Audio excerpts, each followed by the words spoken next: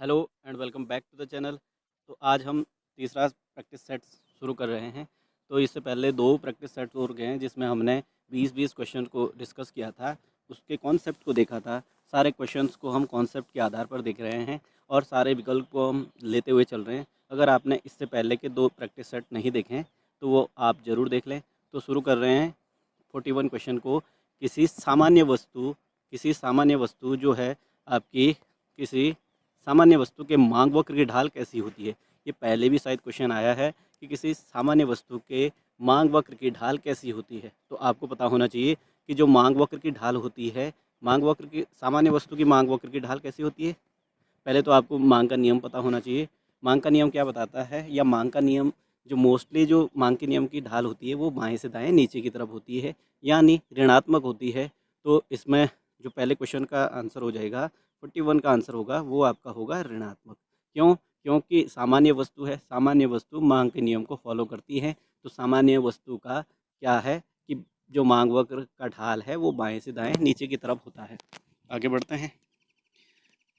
42 question है, आय बढ़ने पर उपभोक्ता किन वस्तुओं की मांग घटा देता है।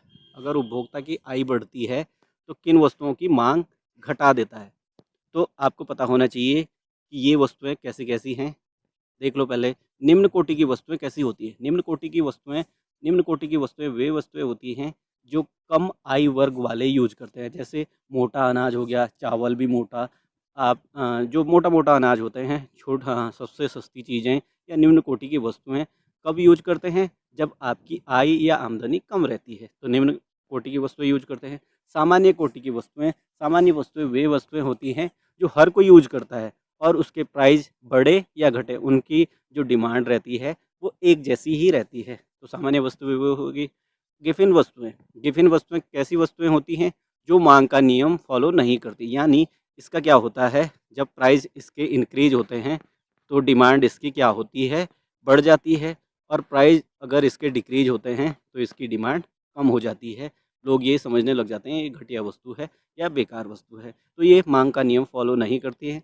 और ऑप्शन डी आपके सामने क्या है, ऑप्शन डी है आपके सामने ए और बी दोनों। तो क्या होगा इसका, इसका जो आंसर होगा, इसका आंसर आपका होगा ऑप्शन ए, यानी निम्न कोटि की वस्तु। इसका क्या आंसर होगा, इसका आंसर होगा ऑप्शन ए, निम्न कोटि की वस्तु। तो आई होप कि आपको ये समझ आ गया होगा। क्वेश्चन नंबर 43 की बात करते हैं कि विलासिता की वस्तुओं की मांग होती है।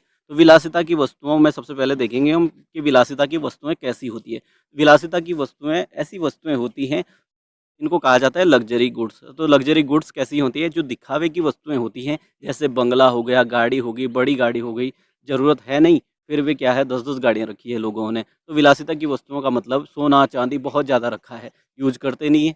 तो क्या है, वो कैसी वस्तुएं हैं, विलासिता की वस्तुएं, यानी दिखावे की वस्तुएं। तो दिखावे की वस्तुओं की जो मांग लोच होती है या मांग होती है वो कैसी होती है। तो ऑप्शन ए है आपके सामने, बेलोजदार होती है।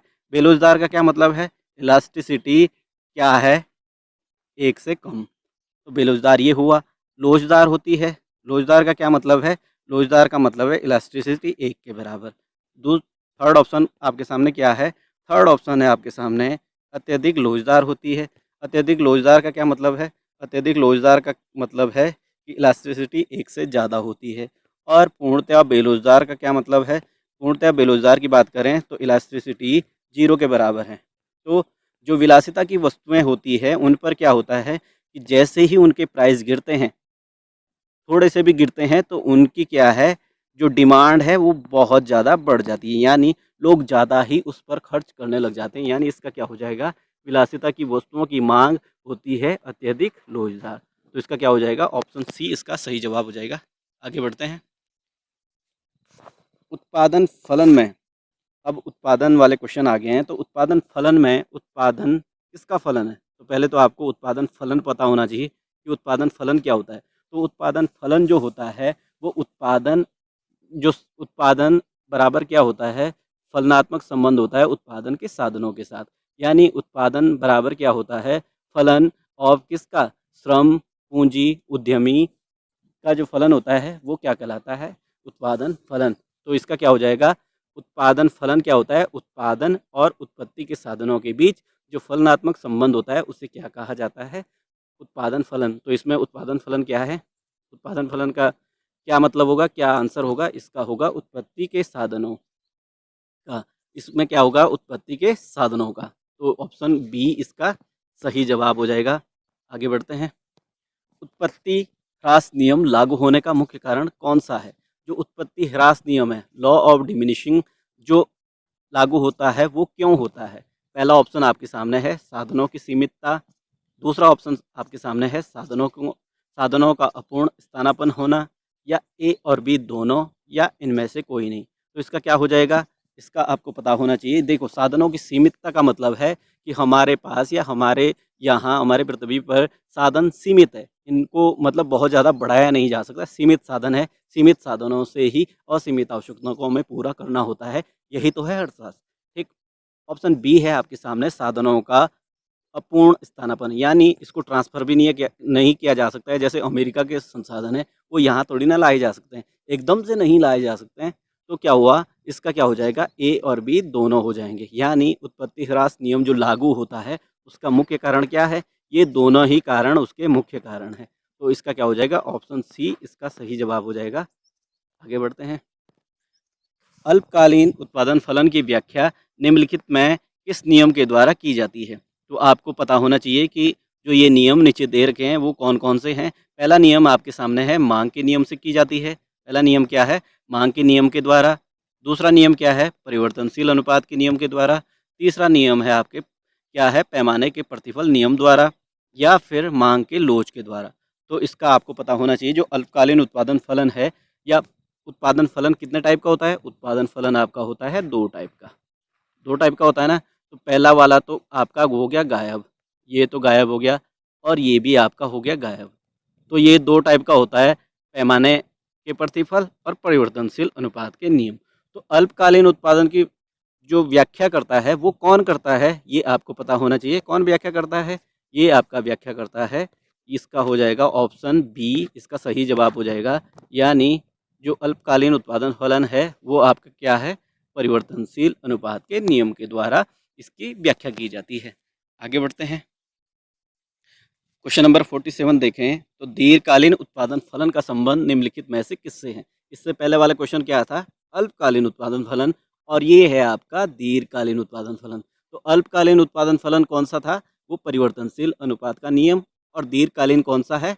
पैमाने के प्रतिफल। यानी इसका क्या हो जाएगा? ऑप्शन सी सही जवाब हो जाएगा इसका। आगे बढ़ते हैं। अल्पकालीन उत्पादन फलन अल्पकालीन उत्पादन की दशा में एक विवेकशील जो उत्पादक होता है वो किस अवस्था तक उत्पादन करना पसंद करता है? तो यहाँ पर स्टेजें दी गई है, प्रथम अवस्था तक, द्वितीय अवस्था तक, तृतीय अवस्था तक, या इनमें से कोई नहीं। तो किस अवस्था तक एक विवेकशील जो उत्पादक होता है वो कहाँ तक उत्पादन करना चाहता है? आपको पता होना चाहिए कि जो उत्पादन होता है वो क्या होता है? 3 स्टेज में होता है।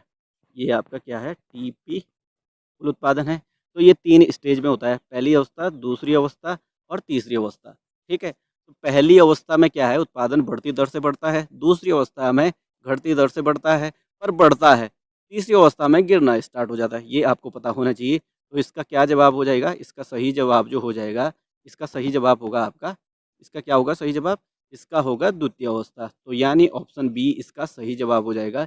यानी इस वाले एरिया तक ये उत्पादन करना जारी रखेगा, उसके बाद बंद कर देगा। आगे बढ़ते हैं। क्वेश्चन नंबर 49 की बात करते हैं। तो 49 क्या बता रहा है कि परिवर्तनशील अनुपात का नियम उत्पादन की 3 अवस्थाओं की चर्चा करता है। जो उत्पादन की 3 अवस्थाओं की चर्चा कौन करता है? परिवर्तनशील अनुपात का नियम। कौन कौन से हैं? तीनों अवस्थाओं का प्रथम चरण में क्या है? यानी जो 3 नियम हैं उसके प्रथम चरण में क्या बताता है? प्रथम चरण की बात हो रही है यहाँ पर कि प्रथम चरण में क्या बताता है। तो प्रथम चरण में आपको पता होना चाहिए। पहला ऑप्शन आपके सामने क्या है? सीमांत और औसत उत्पादन बढ़ते हैं। पहला ऑप्शन क्या है? सीमांत और औसत उत्पादन बढ़ते हैं। दूसरा ऑप्शन है आपके सामने सीमांत उत्पादन बढ़ता है। तीसरा ऑप्शन आपके सामने है औसत उत्पादन करता है। और चौथा ऑप्शन आपके सामने है सीमांत उत्पादन शून्य होता है। औसत उत्पादन भी बढ़ता होगा यहाँ पर, ये मिस्टेक और है। तो यहाँ पर क्या है? सीमांत उत्पादन शून्य होता है और ये चारों ऑप्शन हो गए। तो क्या जवाब होना चाहिए इसका? सही जवाब क्या होना चाहिए?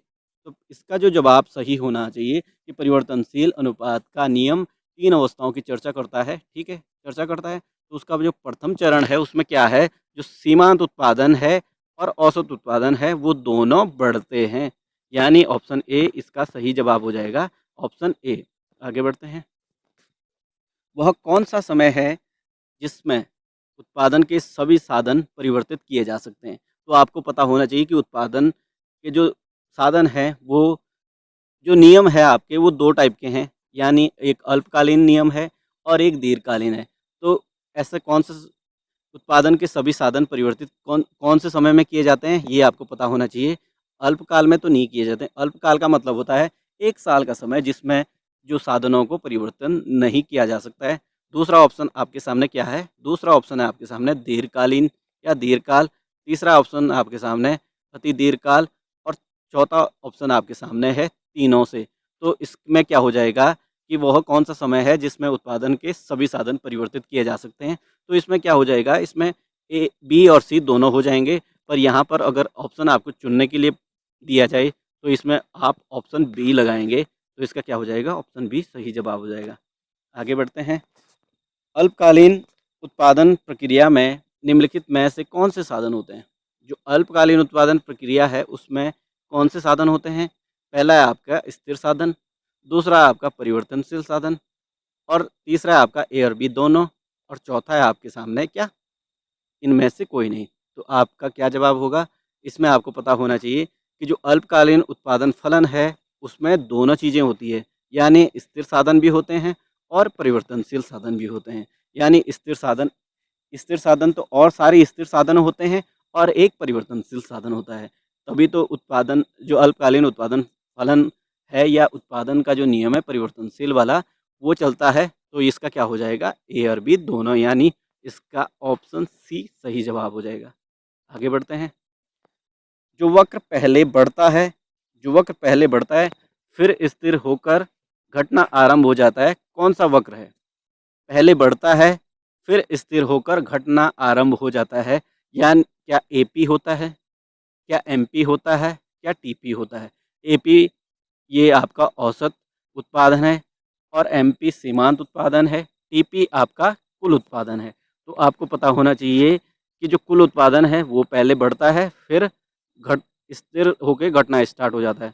सीमांत उत्पादन भी वैसी है और औसत उत्पादन भी आपका वैसे ही है। तो ये सभी इसका हो जाएगा, ऑप्शन डी इसका सही जवाब हो जाएगा। तो क्वेश्चन नंबर 52 का आंसर क्या हो जाएगा? ये सभी, यानी औसत उत्पादन, सीमांत उत्पादन और कुल उत्पादन तीनों बढ़ते हैं। आगे बढ़ते हैं। उत्पादन के साधन क्या हैं? उत्पादन के क्या साधन है? उत्पादन के साधन है आपका भूमि भी है, श्रम भी है, पूंजी भी है। तो इसका क्या हो जाएगा? इसका ऑप्शन हो जाएगा डी, यानी ये सभी हैं उत्पादन के साधन। आगे बढ़ते हैं। परिवर्तनशील अनुपात का नियम संबंधित है। तो परिवर्तनशील अनुपात का नियम संबंधित किससे है? ये आपको पता होना चाहिए। अल्पकाल से। अल्पकाल एवं दीर्घकाल दोनों से नहीं है और दीर्घकाल से भी नहीं है और इनमें से भी कोई नहीं। तो इसका क्या हो जाएगा? ऑप्शन ए इसका सही जवाब हो जाएगा। यानी जो परिवर्तनशील अनुपात का नियम होता है वो अल्पकाल से संबंधित है। आगे बढ़ते हैं। उत्पादन का सक्रिय साधन है। उत्पादन का जो सक्रिय साधन है, सक्रिय का मतलब होता है जो परिवर्तन होता रहता है, जिसमें जिसमें परिवर्तन किया जा सकता है। तो ऑप्शन आपके सामने पूंजी, दूसरा ऑप्शन आपके सामने है श्रम, भूमि या इनमें से कोई नहीं। तो इसको आपको पता होना चाहिए कि पूंजी आपकी जितनी होती है वो आप शुरू में लगा देते हो, ठीक। भूमि भी आपके पास जितनी होती है वो भी आप लगा देते हो। सिर्फ श्रम आपका एक ऑप्शन बचता है जो सक्रिय साधन है, जिसे बढ़ाया या घटाया जा सकता है। तो इसका क्या हो जाएगा? ऑप्शन बी सही जवाब हो जाएगा। आगे बढ़ते हैं। क्वेश्चन नंबर 56 देखते हैं। तो क्वेश्चन नंबर 56 क्या बता रहा है, जरा देखते हैं। उत्पादन के सभी साधनों में एक ही अनुपात में वृद्धि के परिणाम स्वरूप उत्पादन में अधिक अनुपात में वृद्धि हो तो इसे क्या कहेंगे? उत्पादन के क्या करना है? सभी साधनों में एक ही अनुपात में वृद्धि करनी है। तो आपको अनुपात, एक जैसा अनुपात का मतलब क्या होता है ये आपको पता होना चाहिए कि अधिक अनुपात में वृद्धि हो तो इसे क्या बोलेंगे। तो ये ऑप्शन है आपके सामने स्थिर पैमाने का प्रतिफल, दूसरा आपके सामने समान पैमाने का प्रतिफल या वर्धमान पैमाने का प्रतिफल। तो इसका क्या होगा, सभी साधनों में एक साथ वृद्धि करी है और इससे क्या है अनुपात में वृद्धि हो तो इसको क्या बोलेंगे, इसको आपको पता होना चाहिए। तो इसको बोला जाता है वर्धमान पैमाने का प्रतिफल, यानी बढ़ते हुए प्रतिफल हैं ये आपके। तो इसका क्या हो जाएगा, वर्धमान पैमाने का प्रतिफल, यानी ऑप्शन सी इसका सही जवाब हो जाएगा। आगे बढ़ते हैं। मौद्रिक लागत। मौद्रिक लागत में निम्नलिखित में से किसे सम्मिलित किया जाता है। जो मौद्रिक लागत है उसमें उसमें किसको सम्मिलित किया जाता है, निम्नलिखित में से किसे सम्मिलित किया जाता है। तो मौद्रिक लागतों में आपको पता होना चाहिए कि मौद्रिक लागतें जो है उसमें शामिल किया जाता है आपका, क्या किया जाता है, सामान्य लाभ, स्पष्ट लागतें, अस्पष्ट लागतें और उपयुक्त सभी। तो इसका क्या हो जाएगा, ये आपको पता होना चाहिए कि इनमें क्या होता है, मौद्रिक लागतों में क्या होता है, मौद्रिक लागतों में आपका ये तीनों चीज़ें शामिल होती है, यानी इसका क्या हो जाएगा, ऑप्शन डी सही जवाब हो जाएगा। आगे बढ़ते हैं। निम्नलिखित में से कौन स्थिर लागत नहीं है। निम्नलिखित में से कौन स्थिर लागत नहीं है। तो स्थिर लागत नहीं है, कौन नहीं है स्थिर लागत, बीमे की प्रीमियम राशि, ब्याज, कच्चे माल की लागत या फैक्ट्री का किराया। तो जो स्थिर लागत नहीं है वो आपकी क्या नहीं है, देखो प्रीमियम राशि आपको पता होना चाहिए कि प्रीमियम राशि जो होती है वो फिक्स जाती है, ब्याज भी आपका फिक्स होता है और फैक्ट्री का किराया भी फिक्स होता है, यानी जो कच्चे माल की लागत है वो कम ज़्यादा होती रहती है। तो इसका क्या हो जाएगा, ऑप्शन सी। ये बहुत इजी क्वेश्चन है, ये थोड़ा कंफ्यूज करने के लिए आता है। ऐसे ही क्वेश्चन एग्जाम्स में पूछे जाते हैं जो रिलेटेड भी होते हैं, ताकि आप आसानी से जवाब भी दे सको अगर आप समझ सको। आगे बढ़ते हैं। क्वेश्चन नंबर 59 देखते हैं। उत्पादन में वृद्धि के साथ साथ कुल लागत और कुल स्थिर लागत का अंतर। जब वृद्धि होती है उत्पादन में, जब वृद्धि होती है उसके साथ साथ कुल स्थिर लागत और कुल लागत का जो अंतर है वो क्या होता है, वो आपको पता होना चाहिए। वो बढ़ता रहता है, वो आपका क्या है, बढ़ता रहता है, यानी कुल लागत ऊपर ऊपर जाती रहती है और स्थिर लागत वैसे ही है। ठीक है, तो इसका क्या है, कुल लागत और स्थिर लागत का अंतर बढ़ता जाता है। ये आपका क्या होगा, इसमें ऑप्शन बी इसका सही जवाब हो जाएगा, यानी इसका क्या है, बढ़ता जाता है, इसका अंतर बढ़ता जाता है। आगे बढ़ते हैं। उत्पादन की मात्रा में परिवर्तन का प्रभाव। जो उत्पादन की मात्रा है उसमें परिवर्तन का प्रभाव, ऑप्शन ए है आपके सामने, स्थिर एवं परिवर्तनशील लागत दोनों पर पड़ता है। ऑप्शन बी है आपके सामने, केवल परिवर्तनशील लागतों पर पड़ता है, केवल स्थिर लागतों पर पड़ता है, और ऑप्शन डी है इनमें से कोई नहीं। तो इसका आपको पता होना चाहिए।